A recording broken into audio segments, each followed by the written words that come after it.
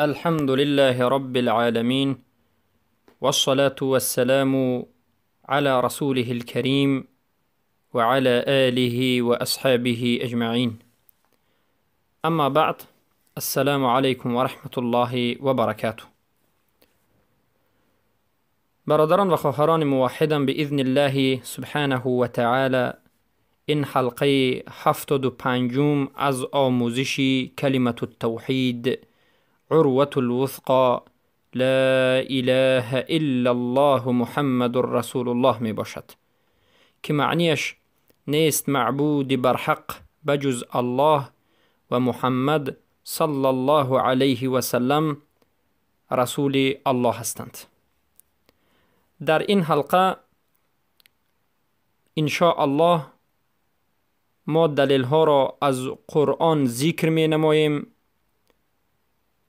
و اثبات می کنیم به قرآن که قبول این شرط صحتی کلمة التوحید لا اله الا الله است. بارک الله فیکم.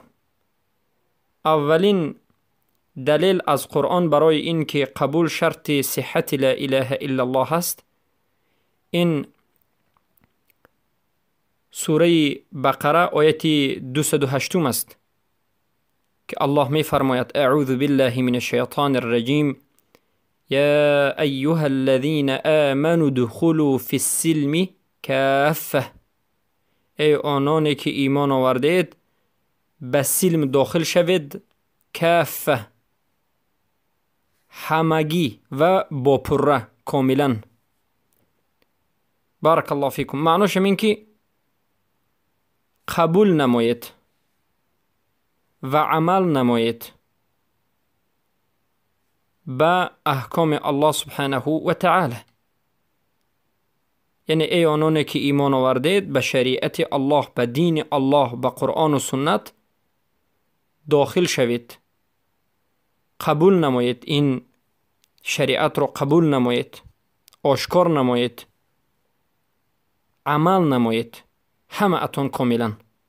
البته این وقت آشکار و روشن دلالت میکند که قبول نمودنی لا اله الا الله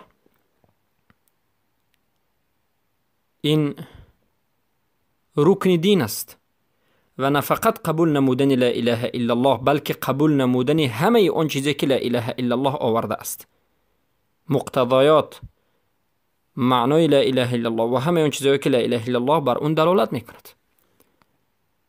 در سوره بقره آیت 285 الله سبحانه و تعالی میگوید که این دلیل دوم است بر اینکه قبول شرط صحت لا اله الا الله است: آمن الرسول بما انزل الیه من ربه والمؤمنون كل آمن بالله وملائكته وكتبه ورسله لا نفرق بين احد من رسله وقالوا سمعنا وأطعنا غفرانك ربنا وإليك المصير. ایمان آوردند رسولان به آنچه که الله سبحانه و تعالی به آنها از نزد خودش نازل کرد و تمام مؤمنان این چنین ایمان آوردند به آنچه که الله سبحانه و تعالی به محمد صلی الله علیه و سلم از قرآن نازل نمود. همه اشون ایمان آوردند به الله، به فرشته ها یعنی ملائکه و به کتاب هایش و به رسول هایش و هیچ فرق بین یگان نفر از رسولانش نگذاشت. یعنی به همه ایمان آوردند، به همه رسول الله سبحانه و تعالی ایمان آوردند و گفتند سمعنا و اطعنا، شنیدیم و اطاعت کردیم.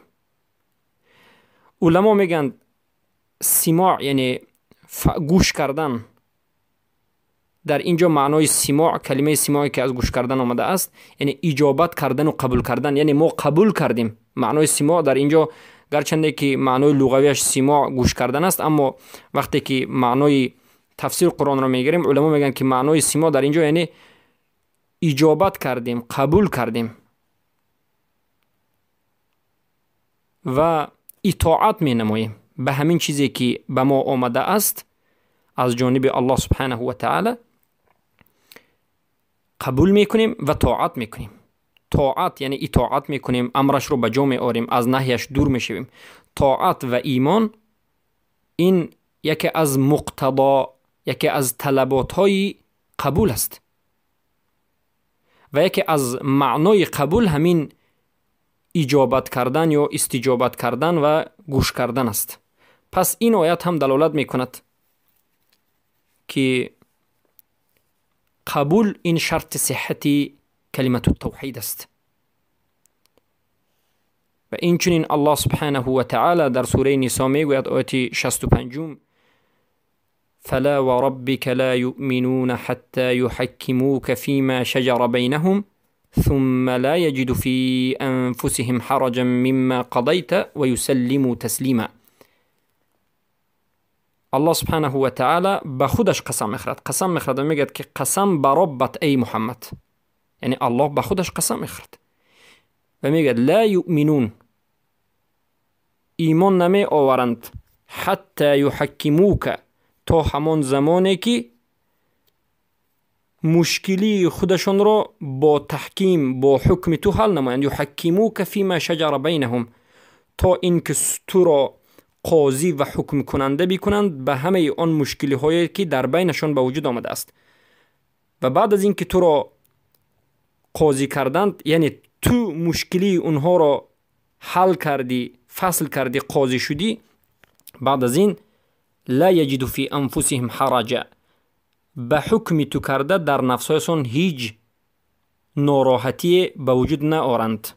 مما قضیت، از اون حکمی که تو کردی، و یسلموا تسلیما، و تسلیم شوند، تسلیم شدنیه، یعنی 100% کاملا به حکم الله و رسول تسلیم بشن.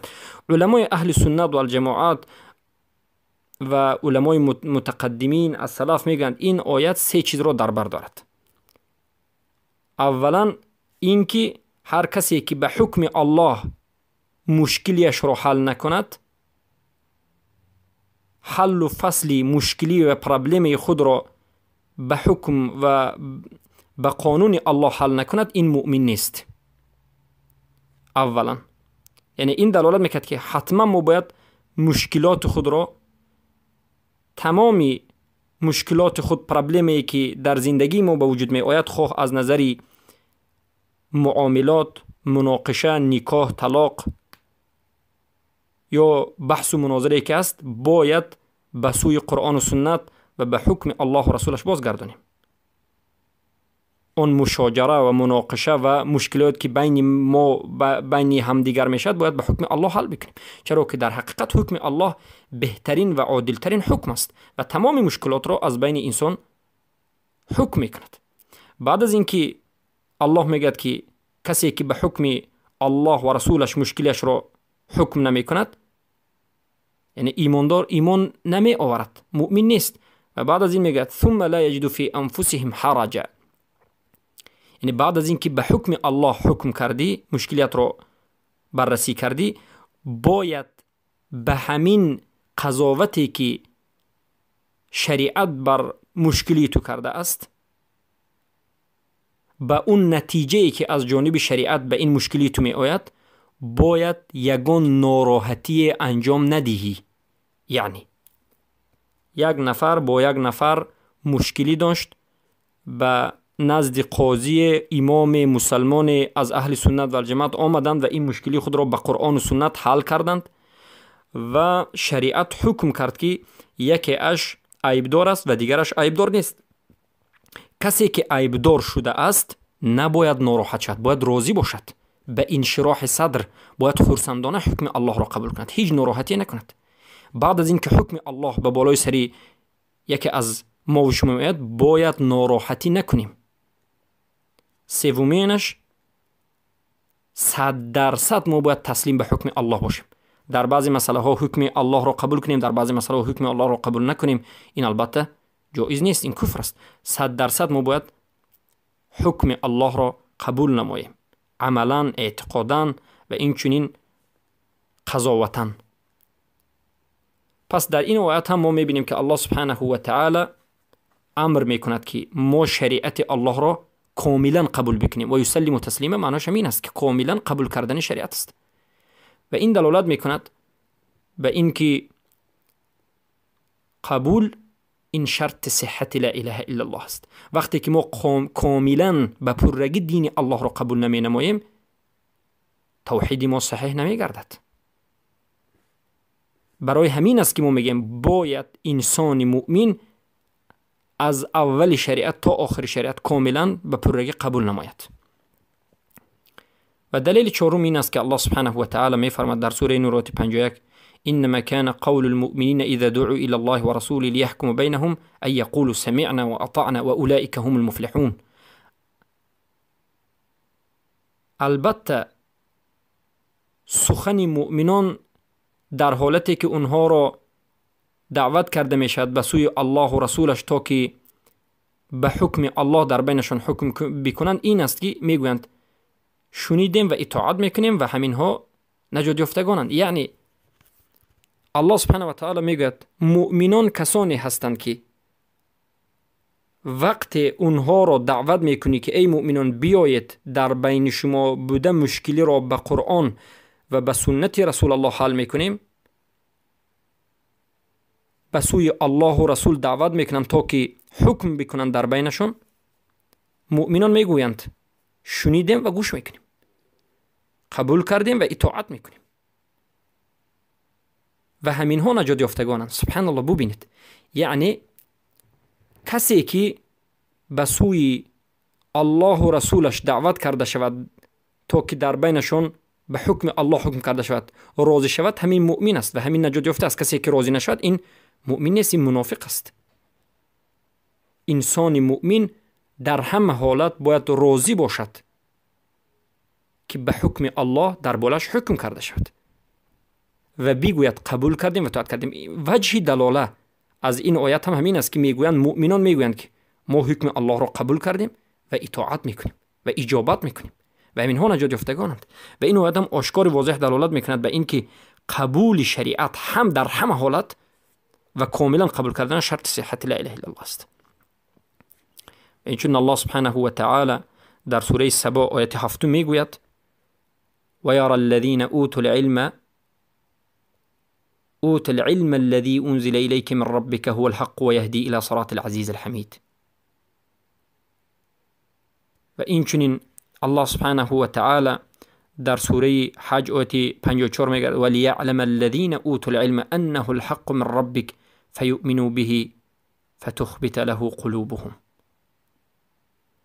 در دو این آیت یا که چنین در سوره رعد آیت 19 افمن يعلم انما انزل اليك من ربك الحق كمن هو اعمى انما تذكر اولو الالباب.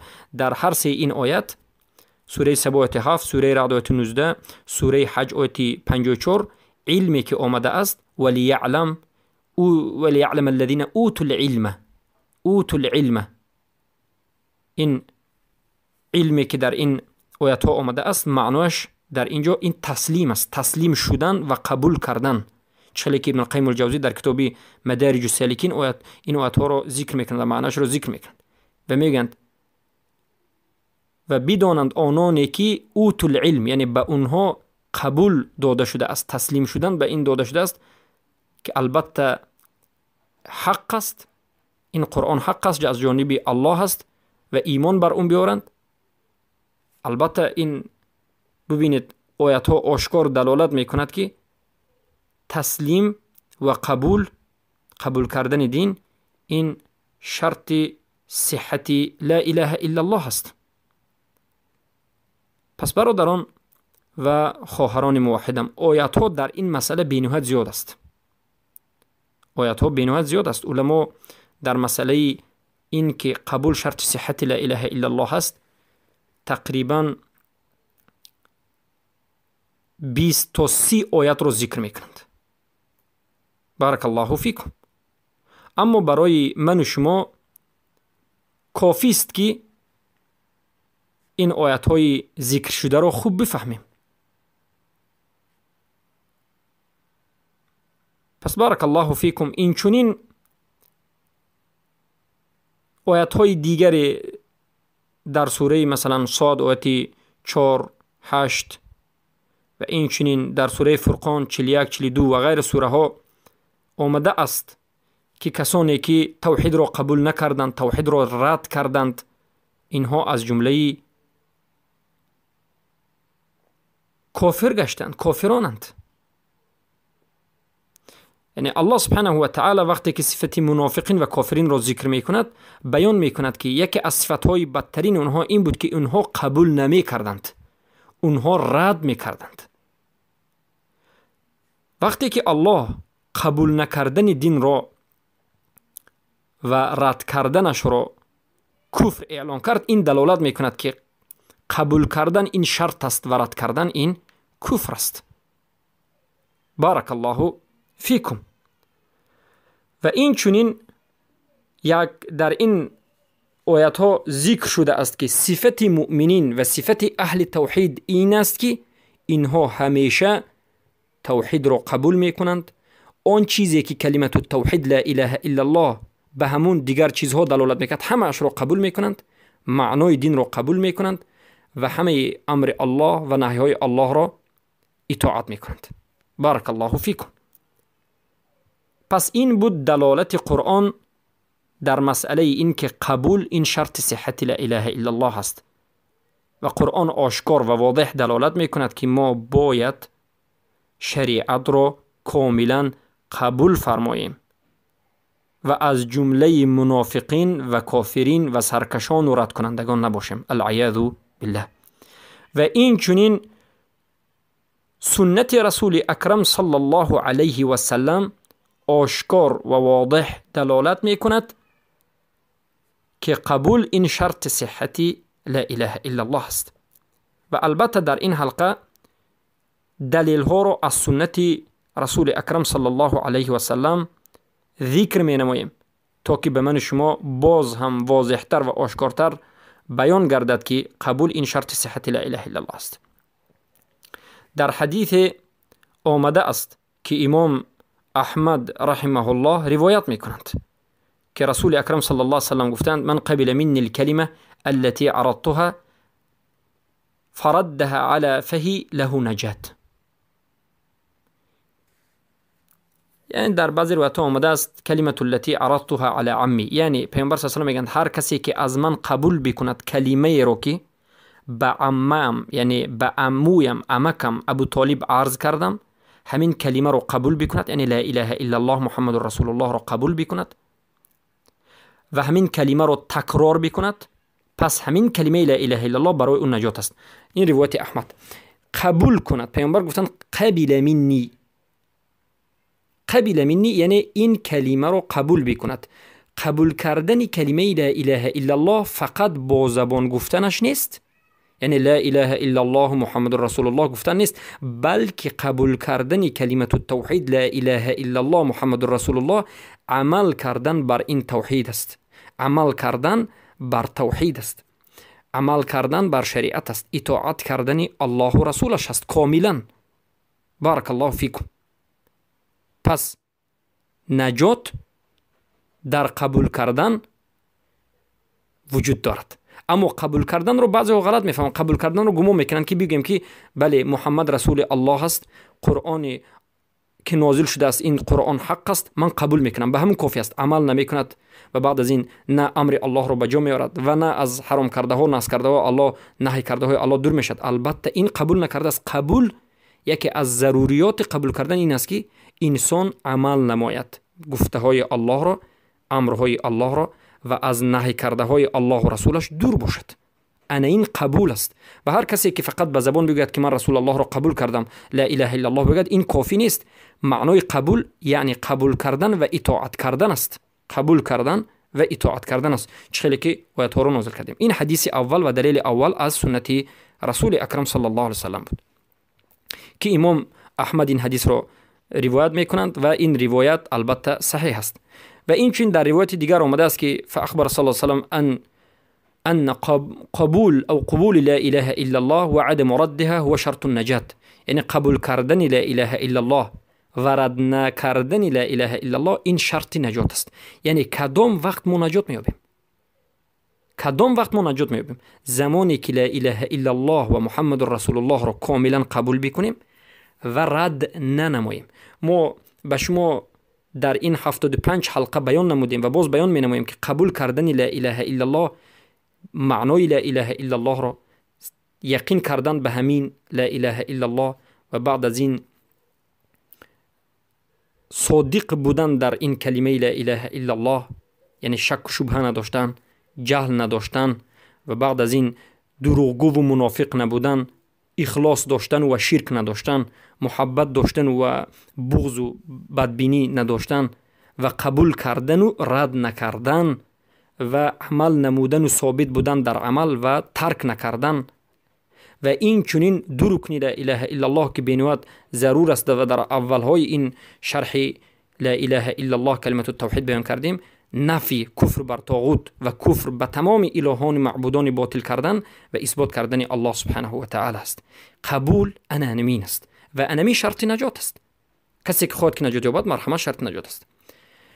و دلیل دوم این حدیث متفق علیه است که رسول اکرم صلی الله علیه وسلم میگویند قال النبي صلى الله عليه وسلم مثل ما بعثني الله به من الهدى والعلم كمثل غيث أصاب أرضا فكانت منها طائفة طيبة قبلت الماء فأنبتت الكلاء والعشب الكثير وكان منها أجادب أمسكت الماء فنفع الله بها الناس فشربوا منها وسقوا وزرعوا وأصاب طائفة منها أخرى إنما هي قيعان لا تمسك ماء ولا تنبت كلاء فذلك مثل من فقه في الدين الله ونفعه ما بعثني الله به فعلم وعلم مثل من لم يرفع بذلك رأسا ولم يقبل هدى الله الذي أرسلت به. حدیث متفق علیه است. یعنی این حدیث رو امام بخاری و مسلم روایت میکنن. رسول اکرم صلی الله علیه و سلم برای فهمانیدن دین برای من و شما یک ضرب المثل میزنند، یک مثال میآورند. رسول الله میگه مثال میزنم به شما که ببینید که الله سبحانه و تعالی مرا فرستاد، مبعوث کرد به هدایت و به علم. همین آمدن من به هدایت و علم به مانند یک باران است که به یک ارض، به یک زمین باران ریخته است. یعنی رسول الله صلی الله علیه وسلم خودشان را به مانند یک باران میکنند. خودشان و هدایت و قرآنی که خودشان آورده اند به مانند یک باران میکنند و میگویند همین من به مانند یک بارانم، هدایتی که من آوردم، قرآنی که من آوردم به مانند یک باران است، بارانی که به یک زمین ریخته است و یک طایفه از زمین پاک این باران را قبول میکند و این زمینی که این باران را قبول کرده است از خودش سبزوات ها میدهد، از خودش کبودی ها میدهد، علف های لازمی را میدهد که بسیار چیزها، حیوان ها، انسان ها از این زمین استفاده میبرند به سبب باران ریخته. و این چنین بعضی از زمین ها است که به وی باران میبارد اما این زمین باران را به خودش نمیکشد. یعنی دویم قسم زمین، یکم قسم زمین باران را به خودش میکشد، از خودش نتیجه میدهد، باران را میکشد و به عوضش علف میدهد، نتیجه میدهد، دانگی ها میدهد، میوه میدهد. اما دویم قسم زمین باران را به خودش نمیکشد بلکه باران را نگه میدارد. یعنی زمین سخت است، باران وقتی که ریست باران را به خودش نمیکشد اما باران را نگه میدارد. حوضچه ها، کلچه ها میشود و حیوان ها از این باران می نوشند و انسان ها از این آبی در زمین جمع شده استفاده میبرند. این هم یعنی فایده دارد، از این باران میگیرند به زراعت های خود میریزند. اما سیوم نمودی زمین است که میگند باران را به خودش میکشد اما هیچ علف و هیچ نتیجه نمیدهد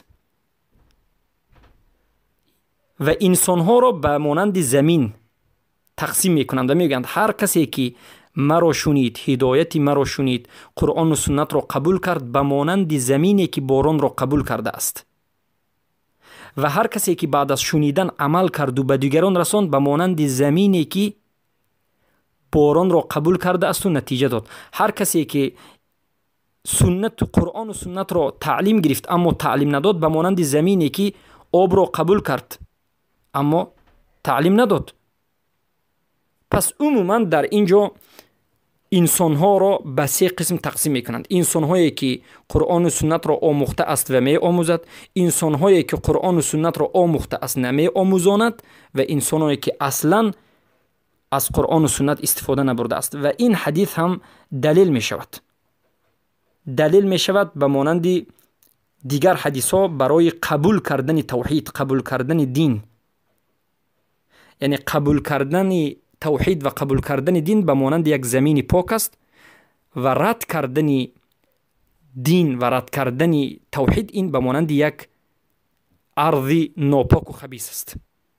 و این حدیث دلالت میکرد که قبول کردن توحید و دین این بینویت چیزی ضروری است. بارک الله فیکم.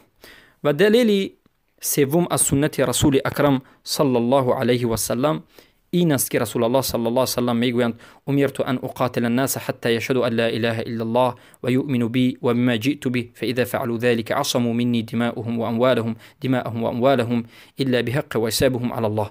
روایت مسلم و ابن حبان. و در روایت دیگر آمده است که حتی یقولوا، یعنی رسول اکرم صلی الله علیه و سلم میگن که من از جانب الله امر شدم تا که مردم را با مردم بجنگم یا مردم را بکشم تا زمانی که لا اله الا الله بگن. یعنی تا زمانی لا اله الا الله گفتن با مردم می جنگم و مردم را میکشم تا اینکه بگویند لا اله الا الله و شهادت بدهند که نیست معبود بر حق بجز الله و محمد رسول الله است و ایمان بیارند به من، یعنی به رسول الله و به آن چیزی که من آوردم، به قرآن. زمانی که لا اله الا الله گفتند، ایمان آوردند به رسول الله، قرآن را قبول کردند، بعد از همین عصموا منی دماءهم، خونهایشان امین میماند، مالهایشان امین میشود مگرم به حقش، یعنی به حق لا اله الا الله. یعنی حق لا اله الا الله رو هم باید بجا بیارن، شروط لا اله الا الله، رکنهای لا اله الا الله و حسابشون بر الله است. روایت مسلم است، حدیث است. و در جای روایت دیگر حتی یقول لا اله الا الله. این حدیث دلیل است به شرط قبول از چند جهت. از جهت اول این است که رسول اکرم صلی الله علیه و سلم گفتند تا زمانی که بگویند که نیست معبودی بر حق بجز الله، یعنی من مردم رو میکشم تا همان زمانی که بگویند یا شهادت بدهند که نیست معبودی بر حق بجز الله. قولها، یعنی علما میگن قولها هو قبولها. یقولو یعنی تا زمانی که بگویند لا اله الا الله، یعنی معنیش که تا زمانی که لا اله الا الله رو قبول بکنند. اما کسی که نگوید، کسی که لا اله الا الله رو نگوید، قبول نکند، پس او به مانند ابو طالب است. یعنی ابو طالب اما که رسول الله که قبول نکرد و نگفت، قبول نکرد. از جهت دیگر علما میگن یؤمنو بی و بما جئت بی، یعنی رسول الله در دوام حدیث گفتند و این چنین به من ایمان بیارد و به آن چیزی که من آوردم ایمان بیارد. در این لفظ یعنی علما میگن که صریح و آشکار آمده است شرط قبول، یعنی آن چیزی که من آوردم قبول بکند و من را قبول بکند، رسول الله صلی الله علیه و سلم بودن را قبول بکند. و این سومین دلیل از سنت بود برای اینکه قبول این شرط صحت لا اله الا الله است. و چهارمین دلیل که امام مسلم رحمه الله روایت میکنند، در کتاب صحیح مسلم این روایت حدیث روایت شده است، میگن که رسول اکرم صلی الله علیه و سلم ذاق طعم الايمان من رضی بالله رب و الاسلام دینا و بمحمد رسولا صلی الله علیه و سلم. چشیده از طعم ایمان را کسی که به الله راضی شود، همچون ربش الله به الله راضی شود و به اسلام همچون دینش راضی شود، به محمد صلی الله علیه و سلم رسولش راضی شود. یعنی الله را رب خودش بگیرد راضی شد، اسلام دین خودش بگیرد و به همین راضی شد، و محمد صلی الله علیه و سلم رسول بگیرد به همین راضی شد. یعنی قبول بکند. بارک الله فیکم.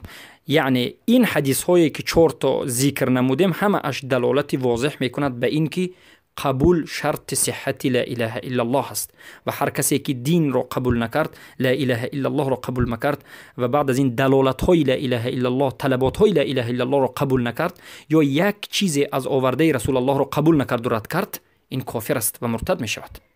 و به همین چیز، یعنی به این که قبول این شرط صحت لا اله الا الله است، عقل هم دلالت میکند، حس هم دلالت میکند، فطرت هم دلالت میکند. بارک الله فیکم. یعنی عقل دلالت میکند به این که قبول شرط صحت لا اله الا الله است.